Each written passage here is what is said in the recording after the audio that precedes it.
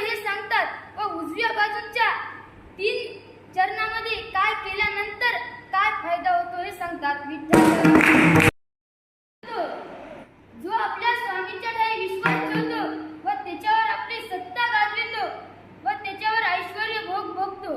तुकाराम महाराज ऐश्वर्याचा भोग बनतो. अपंगाचा विश्वासितो करी स्वामीवरी सत्ता सकळ भोगिता होय त्यांचे. तुकाराम महाराज म्हणतात म्हणून या दृष्टांताप्रमाणे आपले चित्त विकारित व निर्मळ करावे म्हणजे त्या ठिकाणी येऊन गोपाळ वस्ती करतो. तुका म्हणे चित्त करावे निर्मळ येऊनी गोपाळ राहते ते विठ्ठल.